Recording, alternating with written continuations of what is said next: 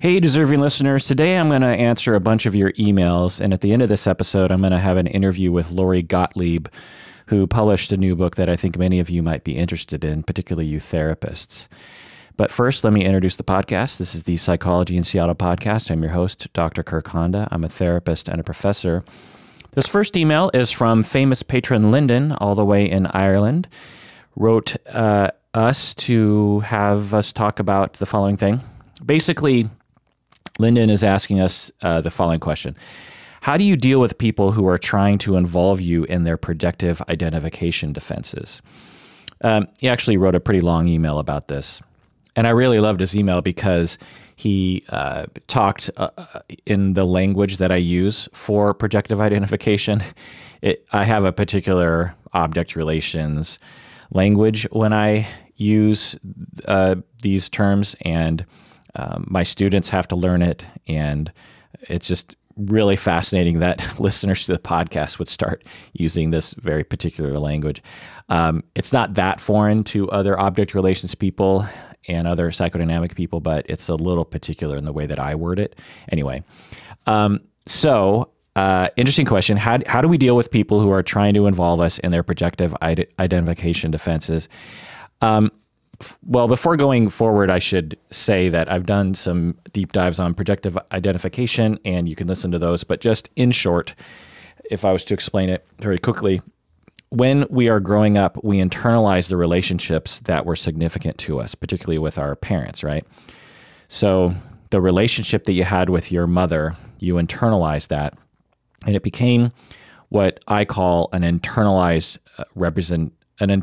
relationship representation, or sometimes called an introject, but I'll just call it an internalization. And it's important to know that we internalize the relationship. We don't internalize just the other person. We internalize them and us and the relationship between them.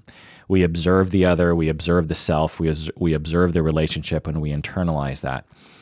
And an example of how this works developmentally is that in the beginning of life, we have no ability to soothe ourselves. We have no ability to regulate our emotions. And as our parents regulate our emotions and take care of us and tell us that everything's going to be okay, make us feel safe, make us feel like it's okay when we feel upset or something, we internalize that relationship, and then later on we can actually soothe ourselves without our parents being there.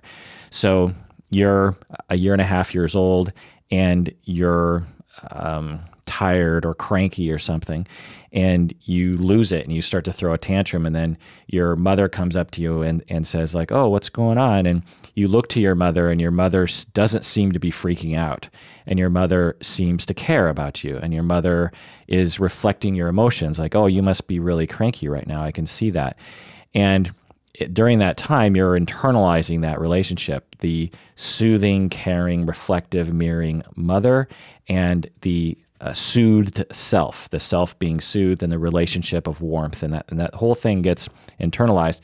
And then later, when you're 4 years old and you're cranky, you don't need your mother to be there. You can actually recall this dyad that's been internalized and soothe yourself in the process. Also, you can, through this relationship that you've internalized, you can start to soothe other people too. So when you grow up, you can soothe your friends or your kids or your spouse or your parents for that matter, because you've internalized the soothing other, and you can project onto the other person, the person who needs to be soothed. Now, that's one of the benefits to internalization, but one of the disbenefits is that when you experience mistreatment, you also internalize that as well, and it becomes a part of your personality. So, for example, if you internalize an abusive parent, say your mother would beat you regularly, then you internalize that relationship as a abusive mother, as a hurt, abused, scared self, and as a relationship of bad things. And then later, you need to recreate that. So the idea goes is that when we have an internalized relationship, and we have a number of, and it's a bad relationship, then we have a lot of internal strife around that. One common example I tell my students is that if you have a critical parent, say your dad is being very critical of you, and you internalize that relationship. You internalize the critical other and the criticized self, the self that feels incompetent and stupid and terrible, and then the relationship of bad. Then that becomes a fixed part of your personality, and it left to your own devices in a vacuum, you end up that internalization has a lot of activity and energy around it to the point where it has to express itself somehow because it's a part of your neurons, it's part of your personality, part of your psyche. And one of the manifestations in isolation the person will go through is they'll self-criticize a lot. So they'll have this recurring dialogue in their mind about how stupid they are and how much of a fraud they are and how incompetent they are and how everyone can see how incompetent they are. So that is an internalized voice that is telling the self object. So you have a self object and another object. So the other object in your mind is being critical of the self object. And you're observing all that, and that's just happening in isolation. That's a lot of strife. A lot of pain and anxiety and strife can happen from that process, right? I think we've all been there to some extent. Well, it's much more palatable and acceptable and relaxing to actually externalize that relationship, to find someone else to involve in that dyad. So you'll find someone to criticize you, and then you'll feel criticized by this outside person.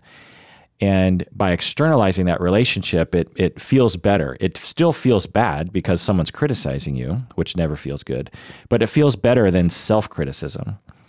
In a nutshell, defenses and projective identification and internalizations and personality is pretty complex, but I hope you get the simplistic version of this. Also, you can find another person to criticize. You can actually find another person to be you when you were growing up, while you embody your dad who was critical and you criticize the other person. All this is subconscious, by the way. You're not consciously thinking, oh, I need to externalize this dyad, so I'm going to find someone to criticize. It's all subconscious. And if you ask the person, hey, you seem like you're being critical like your dad, they would say, no, I'm not. I'm critical. I'm not being critical. I'm being honest. That person is incompetent and they need to be told what they're doing wrong. So it's all completely out of their awareness.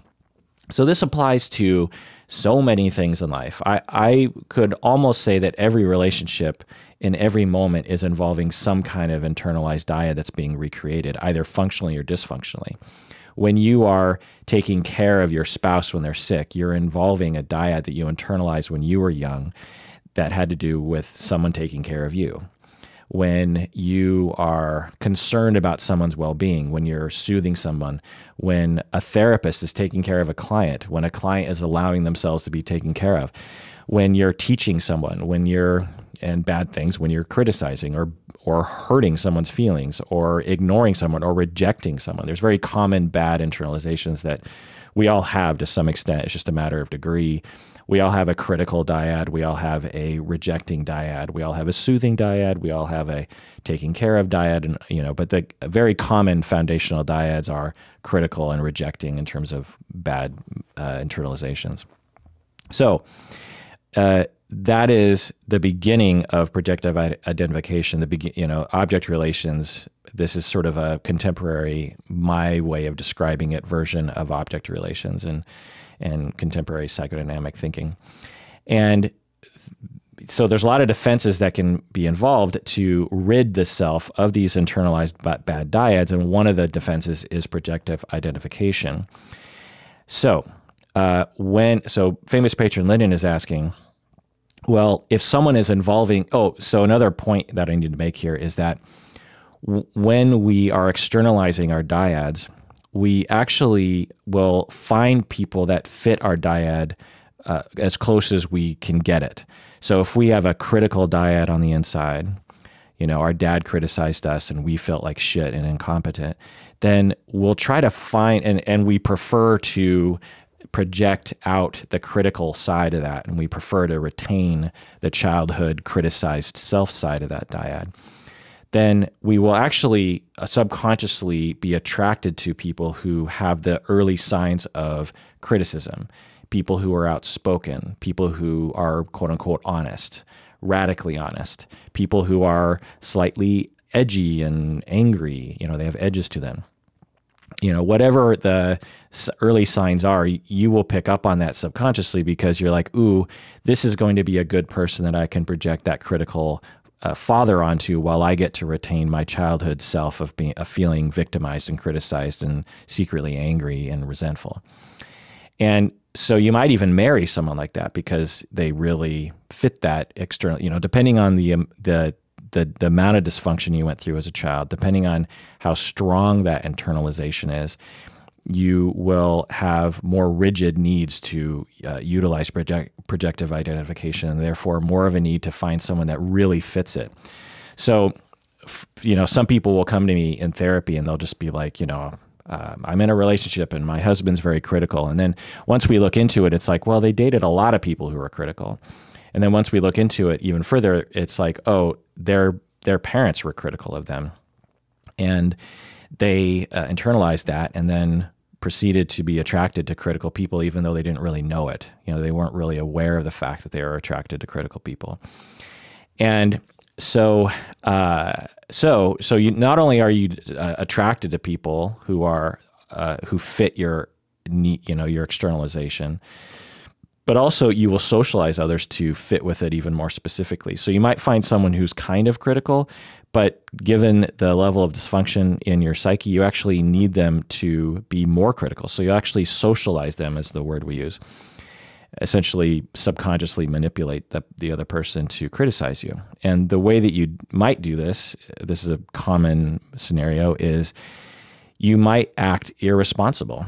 You might screw up the laundry, or you might show up late to an appointment, or you might, not pay your bills on time, or say silly things or something.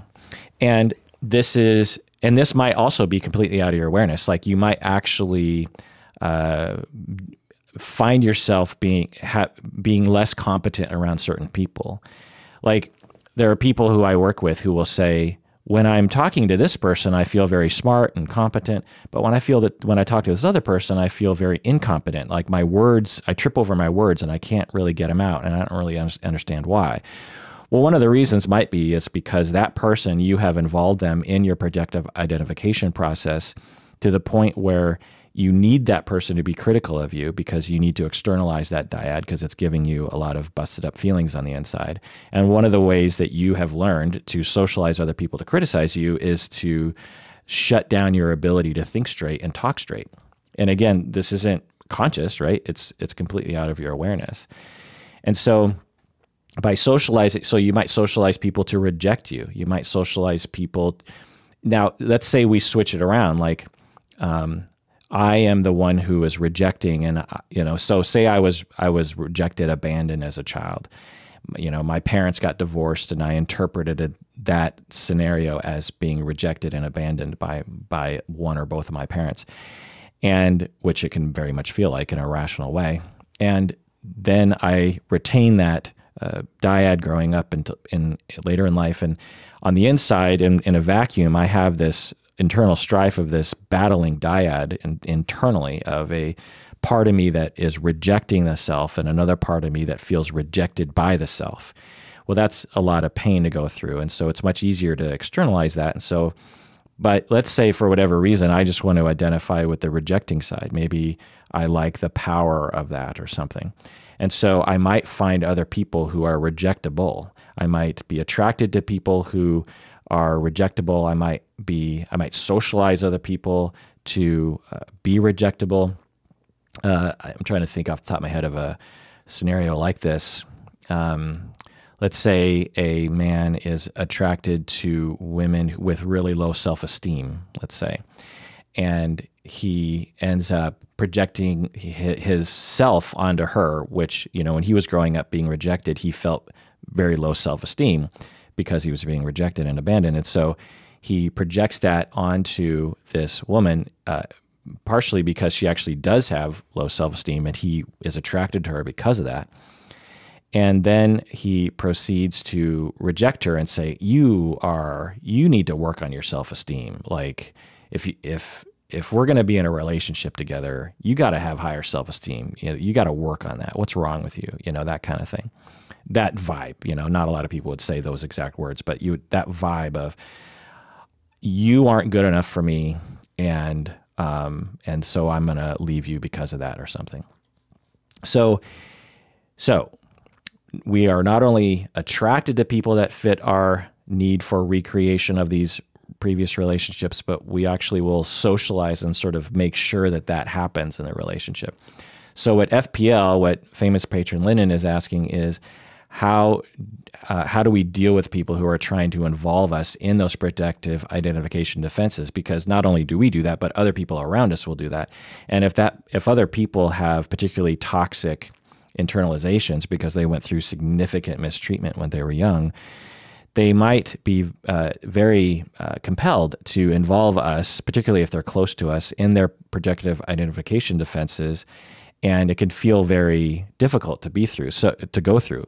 So, for example, you're at work and someone, you're getting closer to a coworker because you're working more with her or something, and she says something to you like, "Well, I know you're a total stickler for this sort of thing, but I just feel like we should be putting our chairs over here."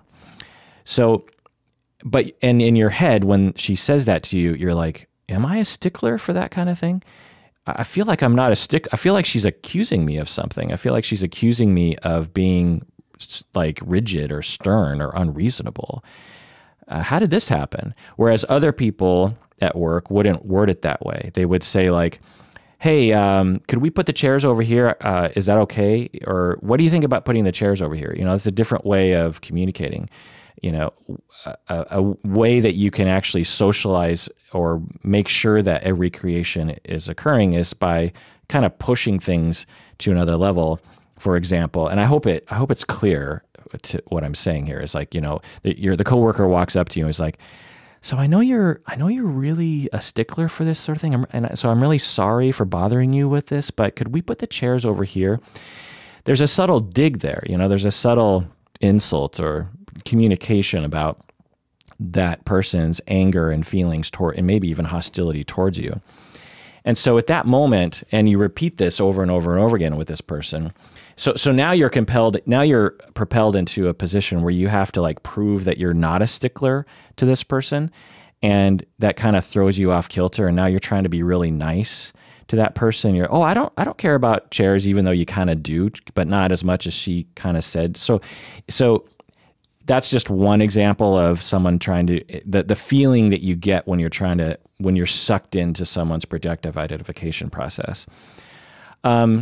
Another one would be like, over time, I have a lot of work examples because I've been there before. So, I was at work, this is years ago, and this woman I was working with, I would, let's see, how do I say this without revealing who it is? I'm sure none of you would know who this person was. But so this person had grown up, as far as I can tell, with a lot of mistreatment and a lot of abuse. And so, but I didn't know that at the time, and I don't know if it would have helped me go through this. But the thing that she did was, at the university, we're very collaborative as professors and staff and all these, there's just a lot. People say, oh, you're a professor, you're like, you teach all the time. And, I always say in the podcast, I barely teach, honestly. Like I teach like 5 to 10 hours a week. The rest of the time I'm doing all this administrative stuff and planning and advising and meetings and all that kind of stuff. So we're involving ourselves with a lot of these people. And one of these colleagues, this is again, I don't know, 15 years ago or something. And the thing that she did to me was we would collaborate. And so I would sometimes have a project that I was in charge of, and I would need her to help me with it, as all the professors needed to participate in that kind of thing. And so as I was the lead, I would divvy up, I would delegate to different people. And the thing with everyone else is they took the delegation and ran with it. But with her, she would over time, I realized that there was this pattern where she would screw up her part of the job every single time in this like glorious fashion. And she would come back to me and she'd be like, okay, I worked really hard on this. And she would give me her result. And I'd be like, oh, cool. And I'd go look at it and I'd be looking at it, evaluating. At first, I'm like assuming it's going to be great because I just trust people. But then as time goes on, I'm like, wait a second, this is like gloriously off the mark. I mean, it is, what is happening here? Like, how come everyone else managed to understand the task and this person? I'm like, well, maybe I just need to explain it more. Now, fast forward after a number of months and I realized like this was a pattern. Now, I don't know because I wasn't her therapist and I really barely knew this person, but over time, I began to conceptualize the situation as this person was involving me in some sort of recreation, because what it was pushing me into was this position where I had to be kind of internally critical and demanding of her in a sense. Like I would have to go to her and say like, all of this is wrong. How did this happen? Or it was a very weird situation, and it wasn't like she came to me and said, here's what I did. I'm sorry I didn't have enough time to do it. She handed it over to me as if it was good, yeah, this is awesome. Here you go. And it was a very strange, and so not only was it just the way I'm describing it on the surface, but it felt very weird to me. It was a very strange emotional relationship that I had with this coworker. It felt very toxic. It felt very scary to me, honestly. In a way that no one else at work made me feel. And so I would, so I didn't really know how to conceptualize it back then because I wasn't really quite as aware of things. And so these sorts of, depending on, again, the level of dysfunction, as the recipient of someone else's projective identification defenses, it can feel really quite bad in a way that's hard to describe, I guess, as I'm talking about it. I hope you understand what I'm talking about out there. It's hard to describe like how weird it feels and how repetitive it feels.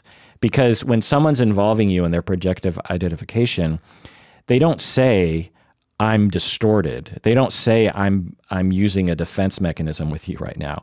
They're probably internally totally convinced that everything is accurate and their perspective is accurate and their behavior is accurate.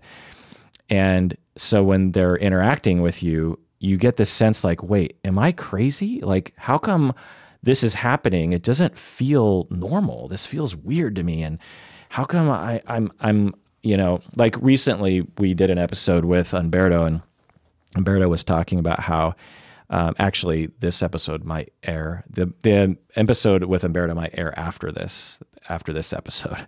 But so in an upcoming episode, me and Umberto talk about how he got into this. He's been in a number of fights with one of his close friends, and the emotional fights that he's had with this friend, it's like periodic. Like every few years, they have a blow up, and then Umberto's friend completely rejects him and just like, I'm done with you. I don't want to deal with you ever again.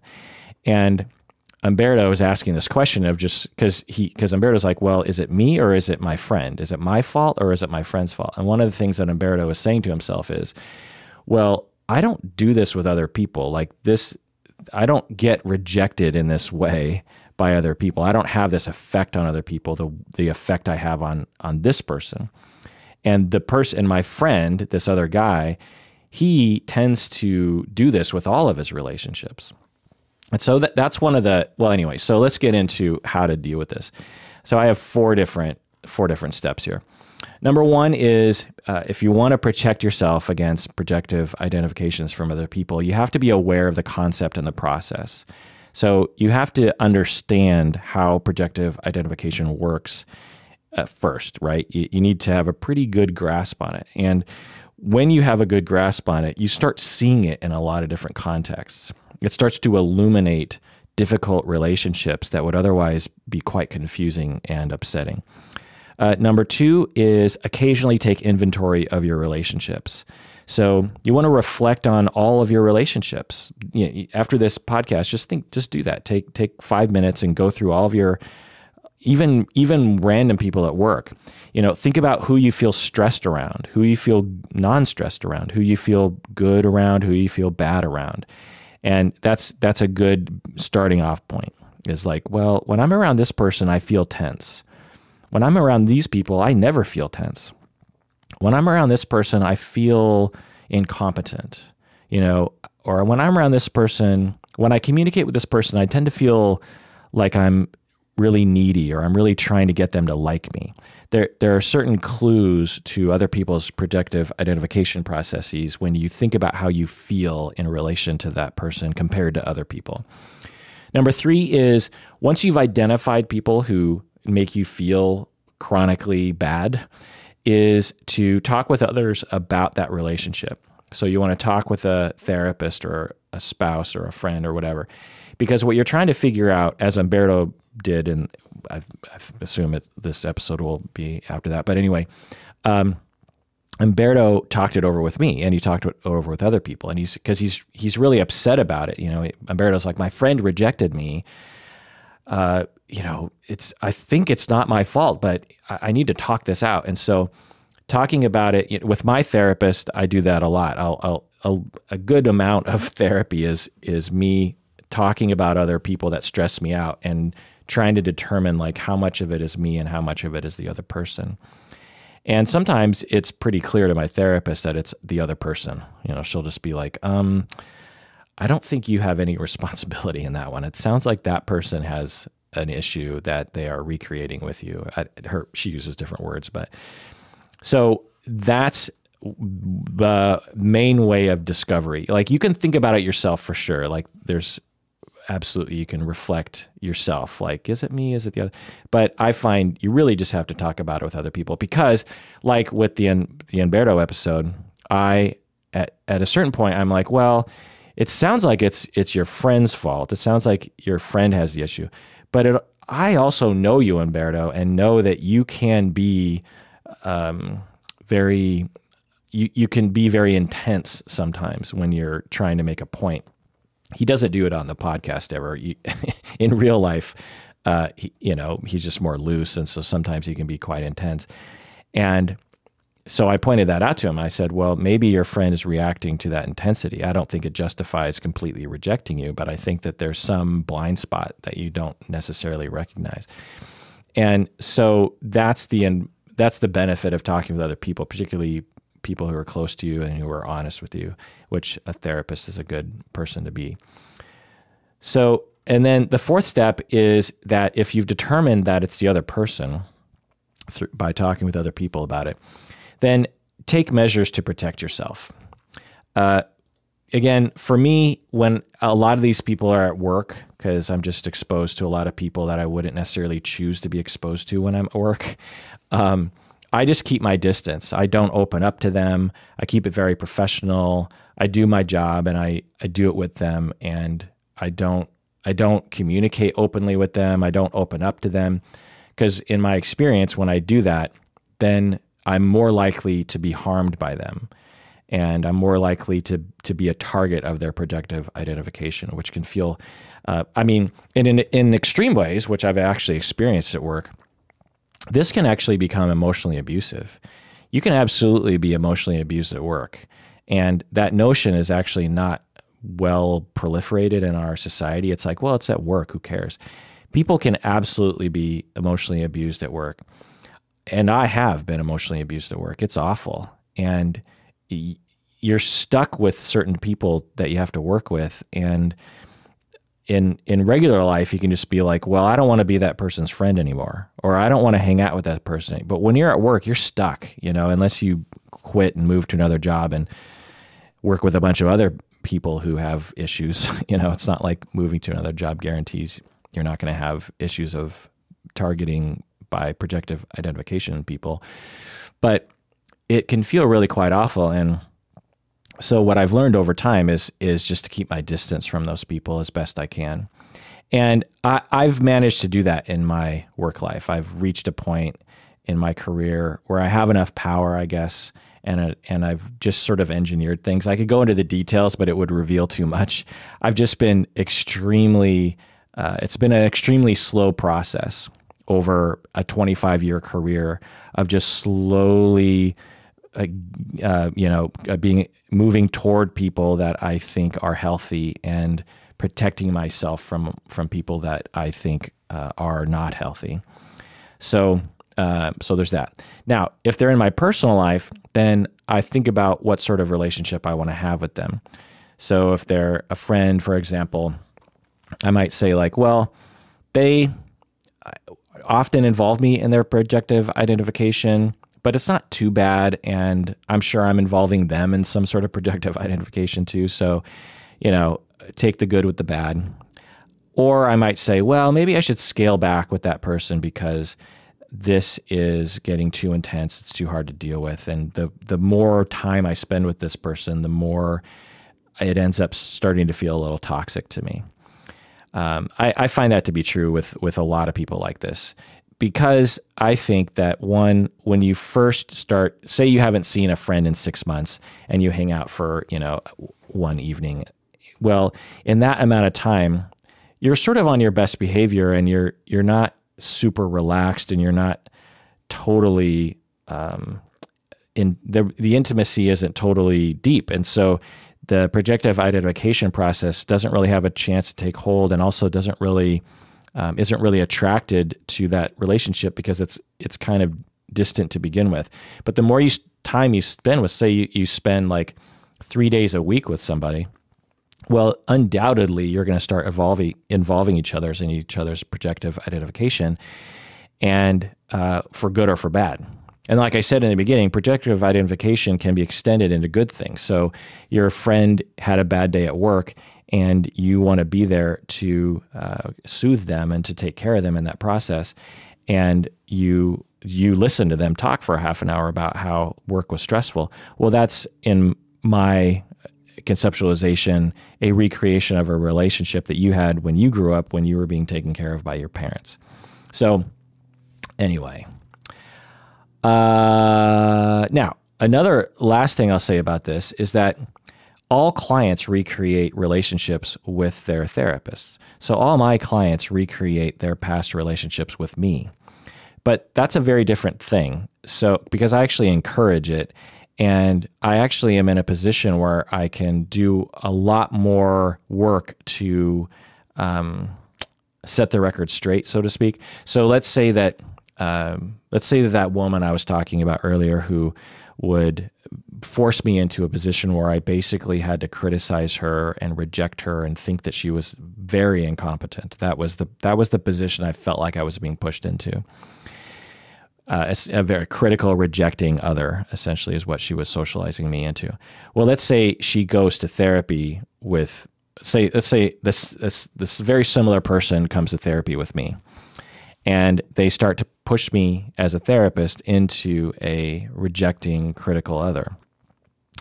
There's various different ways that clients will do that. I won't go into the details for time's sake, but she's doing that to me as my client, and I notice that because I am always thinking about this sort of thing, and I think, oh, I'm having urges right now of rejection and criticism. What does that mean? What does this say about their internal representations that they've internalized as a child? I'm guessing that someone really criticized her as a child and really rejected her as a child. So that's interesting. And she's really trying to recreate this with me. Well, when you have an hour a week and you're just facing each other, eye contact, and you have all this time to evaluate and talk and make sure that everything's okay, you have a lot of time to be able to repair tiny little ruptures or address, microcosms of anxiety as a therapist. And so I'm able to manage that relationship with a client in a way that doesn't feel toxic to me at all. It just feels like a recreation.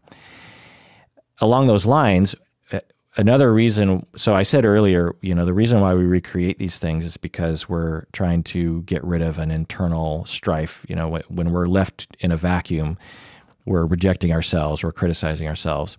Well, there's a lot of other reasons why we externalize and recreate these relationships.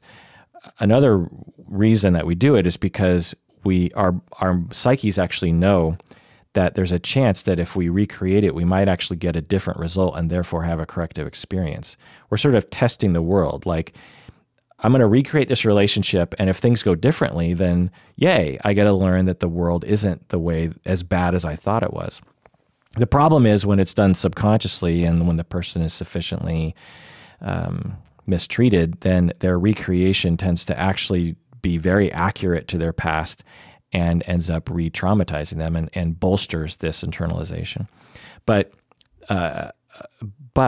if you as a therapist are aware of these compulsions to recreate, and you're aware of your own countertransference, and you're aware of how all this plays out, then you know in your mind. So say, with this client, I'm having these urges to like terminate with her, like I don't think she should be in therapy with me, or I'm having these urges to criticize her, like I'm having urges like, I really think like she just does not think right. She has a lot of really dumb thoughts.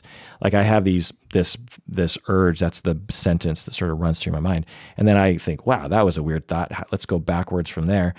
Why am I feeling this? What's happening in this person's life? I investigate the client's childhood enough to know that, oh, they were rejected and criticized significantly as a child.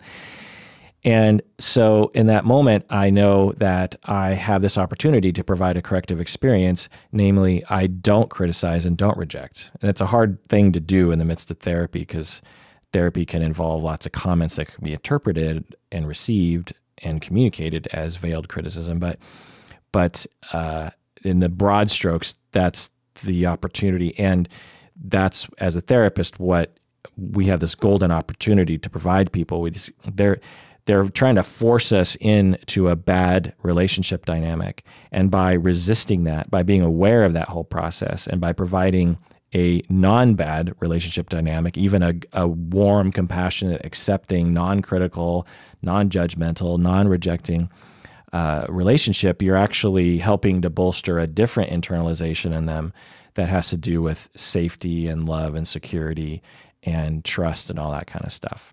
So I hope that answers your question, famous patron Lyndon. All right, so let's go to the interview. But before we do that, I just have a couple announcements.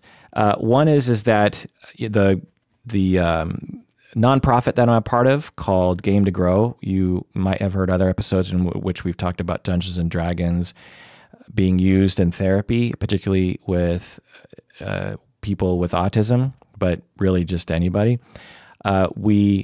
As of March 2019, we are starting our Kickstarter for people to get the kit to use Dungeons & Dragons with clients, with students in the community. So you go to criticalcore.org and you click on the Kickstarter, and you can go there and you can sign up to get the kit. So there'll actually be a physical thing that you get in the mail, and you can actually use Dungeons & Dragons with your clients. And with the kit and also with the website, it can really help you to get started. The kit is perfectly designed, rules-wise and scenario-wise, for clients. And so I recommend going to criticalcore.org. The other announcement I want to make is that starting June 1, 2019, we are going to start new tiers on Patreon. So when I first started the Patreon 4 years ago-ish, I basically was just like, geez, I don't know what I'm doing. I'll just set these. So tiers are like, different dollar amounts that you give per month. And I just sort of set it and forget it because I just didn't really know what I was doing. Well, as I've announced before, I started to involve my wife on the podcast. And so she's been looking into various different things to do to spice things up. And one of the things that she suggested is that we revamp the tiers on Patreon. And so starting June 1, 2019, we're going to start a new tier system where there's the $5 level, which is just the normal level. And then at the $10 level, you get stickers and other kinds of things. At $25, you get a mug. And $45, you're going to get 1 hour of consultation with me. or really, I guess, any of us, if you wanted to have it with Bob or Umberto or whoever, 1 hour of consultation. Now, with the mug and the hour of consultation, it sometimes takes a couple months for us to process that. So it's not like you just sign up and immediately get the mug. We physically, me and Stacy, have to actually go not make the mug, but like go to the computer, order the mug, have it delivered to us, then we deliver it to you. Like, it's kind of a process. So it just takes a while. I also wanted to talk about Patreon, the goals that we have. So not only have these tiers, but there's also these goals where if we get a certain amount of patrons, then we've reached a goal and then we do something, right? So we recently reached a goal to give a scholarship, a $2,000 scholarship to a student in need. And we managed that. It was pretty cool. Well, we just crossed the other goal pretty easily, and now we're going to give out another scholarship for $2,500. I'll be sending out an announcement for that in the future. So we have a new goal, which is I thought it'd be kind of cool to mix it up a little bit, and we'll do a scholarship and give to Pet Finder. So we're going to have so this will be a third scholarship, $2,000 scholarship, and we'll be giving $1,000 to Pet Finder. You out there, you patrons, have already given thousands of dollars to help animals, to help students in need. Through Patreon, your money has gone to charities for animals, gone to scholarships, gone to help LGBTQ youth, gone to help the homeless. We've already given thousands of dollars, and that's because you all became patrons. And I think that it's a good opportunity to kind of spread that goodness around to organizations that really need it. So again, June 1, 2019, new tiers, 5, 10, 25, 45. And at the 10, you get stickers, 25, you get mug, and 45, you get 1 hour of consultation. Okay, so let's go on to the interview after a short break.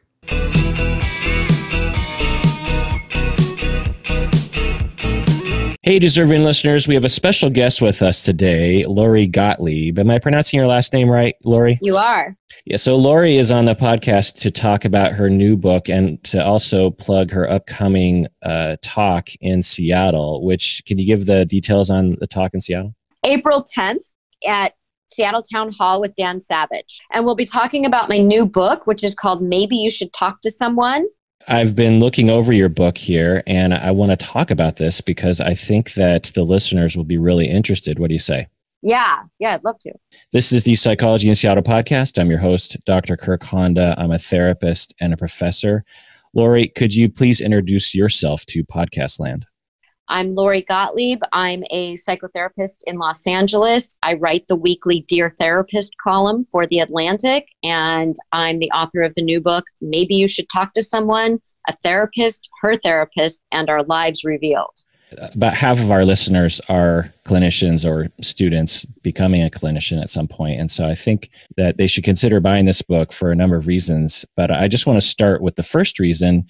Your cover is, to any therapist, would resonate with them because you have you have the title, and then behind the title is a box of tissues.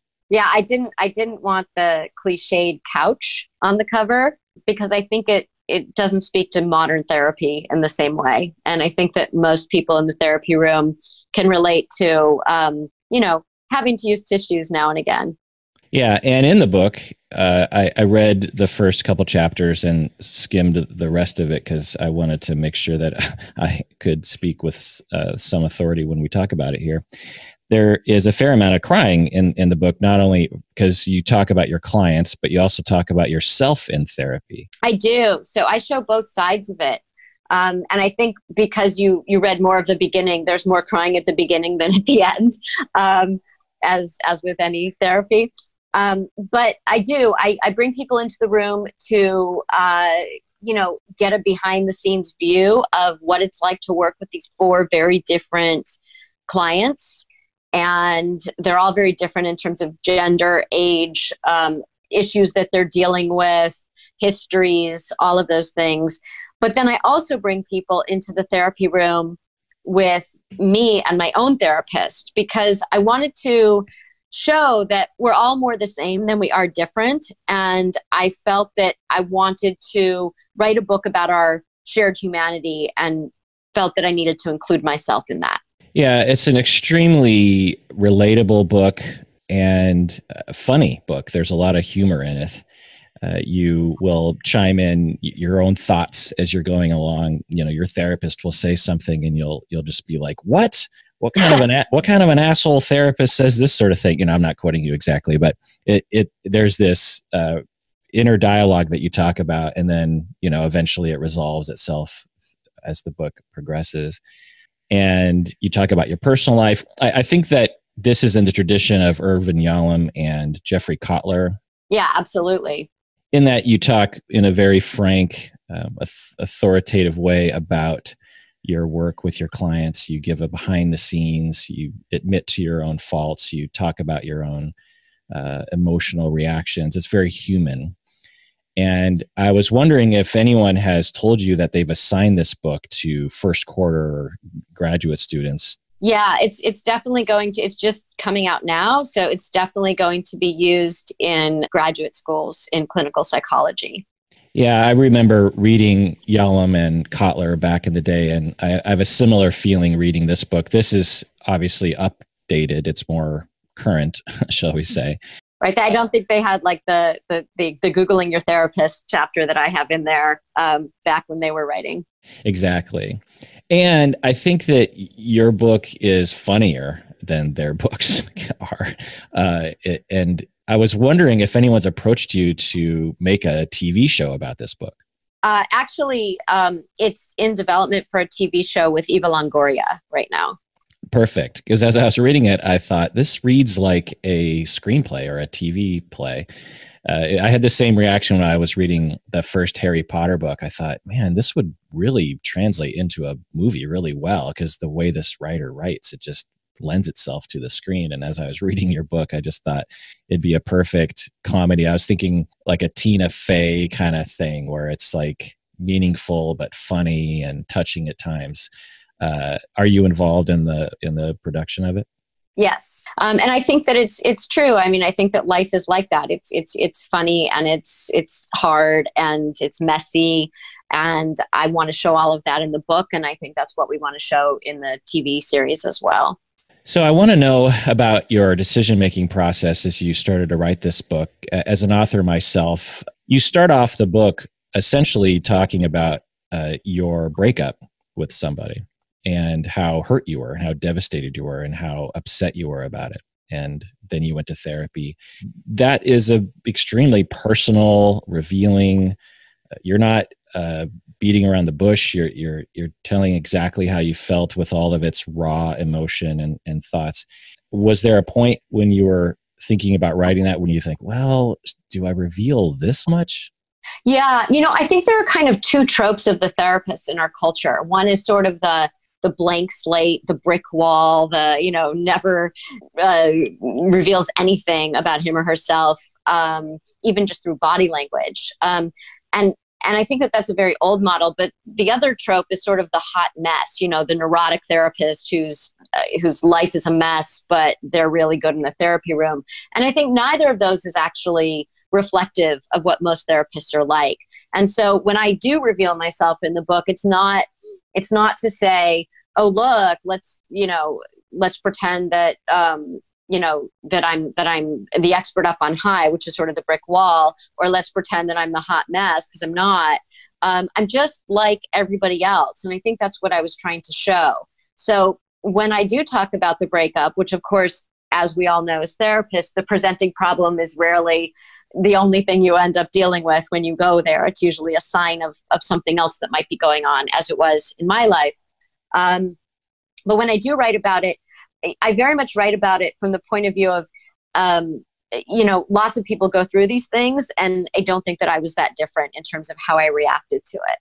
Again, the book is called "Maybe You Should Talk to Someone" by Lori Gottlieb. It's intimidating because I don't know how many pages is it. It's like almost 400 pages, and it seems like it would be a dense, long read, but I think it reads real fast. It's extremely quick to read. It's a very easy read. And there's a lot of, it keeps you interested, I suppose, Well, I think that the chapters are bite-sized. So the book might be long, but the chapters are very short.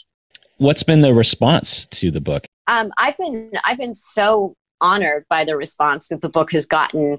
It's one thing to sit at your laptop and have something live inside of it and nobody else sees it. And it's something else when it goes to your editor, but it's something completely different when it goes out to a reader who doesn't know you or anything about you and says, I see myself in that book, and I see myself in these clients, and I see myself in your story. And that was my goal in writing it, was to kind of show that all of these stories, even though they look very different, are woven together, that at our core, the questions that my clients are asking me are the same questions that essentially I'm asking my therapist. And my therapist in the book, I talk about how I was just starting out as a therapist at the time that this takes place. And the therapist that I went to was much more experienced. And so while I was his client, I was also learning from him about, how to be myself in the room, how to bring my own personality into the room, how to have boundaries, but also be human. And I think that people are relating to how I tell that in the book, how I talk about, myself as a therapist, and then my therapist as a therapist, and what I'm learning from him.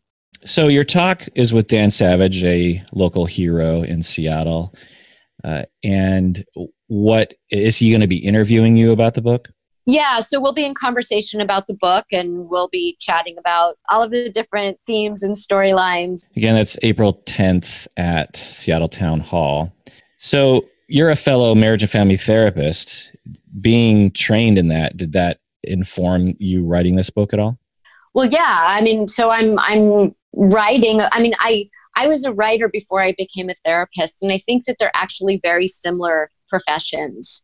I feel like sometimes being a therapist is almost like being an editor, because people come in with stories. And when I hear their stories, I'm listening not just to the content of their story, but their flexibility with the story. Is there another version of the story? Are there other perspectives that might be added to the story? And a lot of people come in with these old faulty narratives like, I'm unlovable, or nothing ever works out for me. And I think what I do is try to help edit their stories and update them, much like I do as a writer, is to try to write a version of the story that I think is most helpful and most true. So I think that's what I've tried to do in the book, and is very similar to what I try to do in the therapy room. There's a funny part at the beginning of your book when you're thinking about how when you tell people what you do, different reactions you get from people. And I've talked about this on the podcast before, and I thought you had a really funny either, thing that you would say to that, or just thing you would think, because some people will say, they'll ask you, what do you do? And you say, oh, I'm a therapist. And they'll say, oh, are you analyzing me right now? And then one of the things that you said was, well, if I was a gynecologist, would I ask to do a pelvic exam on you right now? I'm not at work. And I just thought that was a hilarious response to that. I think that if people react funny, it's because they feel like you're going to see something about them that you don't want them to see. That, I think we present ourselves a certain way socially out in the world. And I think that for people who have misconceptions about therapists, like we don't actually have x-ray vision into your soul. But I do think that some people think, oh, they're going to notice something about me that I don't want them to see, that I can hide from other people better than I could probably hide from someone who's trained to look for those things. Also in the book, I thought it was funny how you provided some commentary and a diagram of your new therapist's office. So you go to your new therapist and you're meeting him for the first time, and you're noting how different his office furniture is set up. And so you provide a diagram of your office and a diagram of his office, and you're thinking like, where am I supposed to sit? Can you tell a little bit about that experience? Yeah. So when you're a therapist, you see a lot of therapists' offices. You see your colleagues' offices. I see the offices of the people that I work with in my suite. When I would go for supervision, when I go for case consultation, you're in a lot of therapist offices. But when I walked into Wendell's office, the therapist I went to see, there was no chair in the middle of the room. And there were these two sort of L-shaped sofas against the walls. And I had no idea where to sit. I didn't know where he sat. I didn't want to sit too close. I didn't know, like, do we sit catty corner from each other? How does it work? And so I drew diagrams of both of our offices for people who, haven't been in a therapy office to kind of show this is sort of the traditional setup. And this was the setup when I walked into Wendell's office and was lost as to what to do. So the whole time you were working with him, you sat at an angle so if to people to visualize this in your head, the couches were in an L shape and there was no other chair. So wherever you're sitting, you're at a 45-degree angle to the therapist. So the whole time you were working with him, is that the way you sat? Yeah, it was. But what was interesting was the position that I chose to sat in was the farthest possible position away from him that anyone could choose. and I thought nothing of it. But later on, we realized that it was very hard for me to move into a closer position. And it sounds almost cheesy, to sort of make such an on-the-nose analogy, but it showed something about my comfort zone with being seen and being close. And it was actually very powerful when that came up later on in therapy. Yeah, and you write about that, correct? I do, yeah. When you're sitting at a 45-degree angle, I'm just really fixated on this. Were you looking at him or were you looking ahead? Do you know what I mean? Yeah, no. I mean, I would angle my body so that I was looking at him, but I was just hilariously, laughably far away without even realizing it, how far away I was. It seems like my neck would hurt as a therapist all day facing a particular direction. You know what I mean? You really are fixated on this, huh? I think, I don't know. If you look at the diagram, if you kind of angle your bodies, you will be facing each other. It's just that you won't be, it won't be like one person parallel, where their sort of plane is parallel to your plane. You kind of have to angle your body. You write about dancing. That's all I'll say. I won't go into detail because it's toward the end of the book. Do you want to talk about that? Because I want to ask you questions about that. Is that spoiling too much of the ending of the book? I think that might spoil something at the end, but we can talk about the fact that Wendell is very unconventional, and he very much does things that, especially when I was starting out, I thought therapists just weren't supposed to do. And one thing that I realized in working with him was that it's kind of like if you want to be a professional pianist and you want to be really good at something, you have to learn the basics first. So you have to learn the scales and you have to practice the scales, and then you can improvise. And then you don't have to follow any music or notes or anything. You can improvise all you want because you have the foundational pieces there. And I think that he very much had the foundational pieces there and then was able to improvise from there on. And that allowed him to do a lot of things in terms of just bringing his personality into the room and not worrying so much about what the rules were. He was very boundary. He never crossed any line that was uncomfortable, but he very much, did things that I thought therapists weren't supposed to do. And I don't want to spoil them for the listeners, but they'll find a lot of that in the book, and they may be surprised by them as well. And it might make them think, if they are in the profession, about how they practice and whether these might be things that they want to incorporate, not what he did, but just bringing more of themselves into the room. How does he feel about being in the book? I don't know. He knows that there's this book, and it's not out yet, and I have not offered him a copy yet.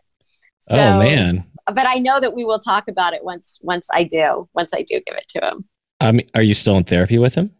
I used to go to him every week, and now I go for what I like to call tune-ups. Yeah.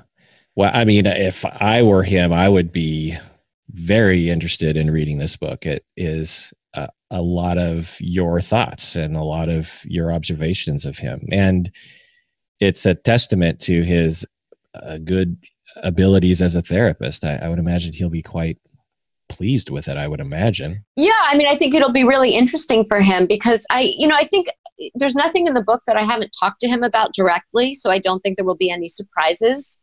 Meaning any things that in the book that I didn't want to bring up with him at the time, because I do everything with him that all of my clients do with me. Like, I want him to like me. I see somebody in the waiting room and I'm leaving and I wonder if, her sessions are more interesting than mine or why she's there.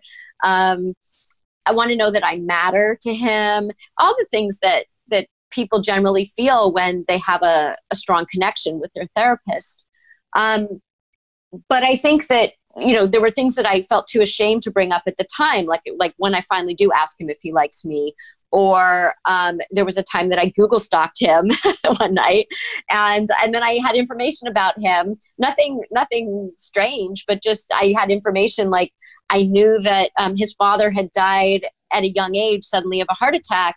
And my father, I had been talking about my close relationship with my father in therapy and how I was so lucky to have this time with him as he's, old and nearing the end of his life, that we have this time together and how important that was to me. And I started to edit myself in the therapy room because I didn't want to make him feel bad or make, talk about something that might be painful for him, because I had this information about his father that he didn't know I knew. And, ultimately I did fess up, and it was like all the air returned to the room.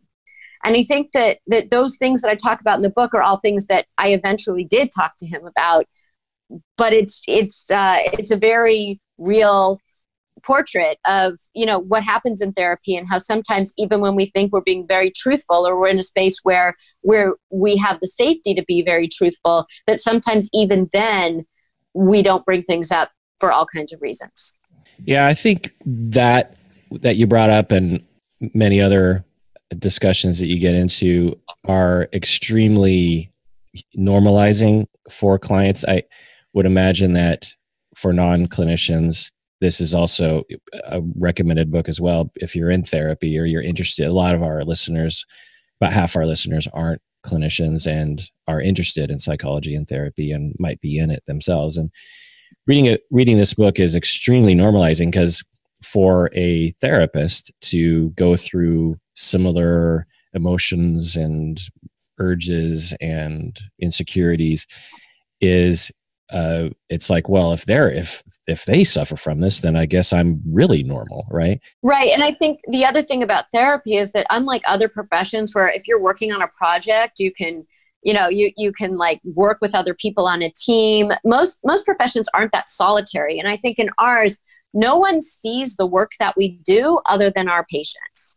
And so, yes, we go to case consultation, or we have, consultation groups, or we might, talk to a colleague between sessions and get a quick consult, but they're not in the room with us. So not only do they not see, what we can do better, like in real time, we're describing the situation to them if we're getting a consult, but they don't see a job well done either. They don't see like, oh, that thing that you did, that was really effective. So we get neither praise nor feedback that might help us. And so I think in the book, people are offered a lens into all of that in a way that just as therapists, because of the nature of the profession, we don't normally see. Right. I've often said that to my students and supervisees, that if you're training to be a plumber or an accountant, your supervisor is in the room with you while you're doing your work and can immediately give you feedback to what you're doing and give you direction, and also bolster your self-esteem about the job. Whereas being a therapist, although sometimes supervisors are in the room, it's pretty rare because it's expensive and intrusive to some clients. And so we're just left alone in the room. And yeah, I'm glad you're bringing this up. And I guess your book helps to address this blindness, I suppose, to ourselves and to the outside world about what we do. I remember early in my career thinking, if only what is happening right now in this 5 minutes of this session, if only the world knew what this person is doing right now, it would be inspirational to the world. Just the things that I would observe my clients do and the things I would observe them transform. I just thought this is a glorious, wonderful moment. And we're the only two people that are going to know this happened. Yes, that's such a good point, because so many times, something magical and transformative is happening in the room, and you two are the only witnesses to that experience. And it's unfortunate, because you wish that the rest of the world could see that, because it's so inspiring, and it also could help other people to see the potential for change. So that's such a good point, that a lot of people don't get to see a lot of the beauty that happens in the room too. So you answer questions in the Atlantic, is that right? Right. So it's an advice column, but with a twist. So a lot of advice columns, which I love. I love advice columns, and I have so much respect for my colleagues who write them.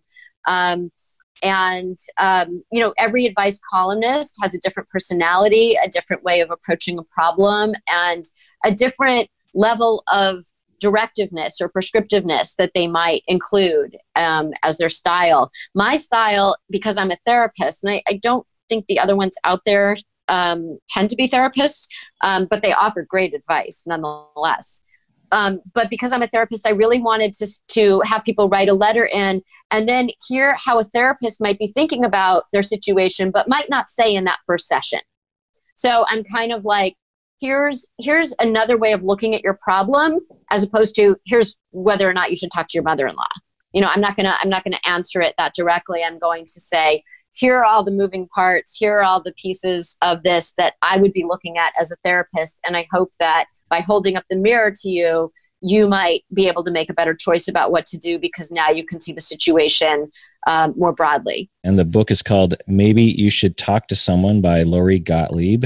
Again, she's going to be at Seattle Town Hall, April 10th, 2019, because sometimes people listen to this episode like years from now. So it's 2019. And if you are in the future, maybe you could watch her TV show. What's the TV show going to be called? Do you know yet? I don't know if it's going to have the same title yet. Lori, thanks for joining us today. It's been a delight. Oh, it's been my pleasure. Thanks so much.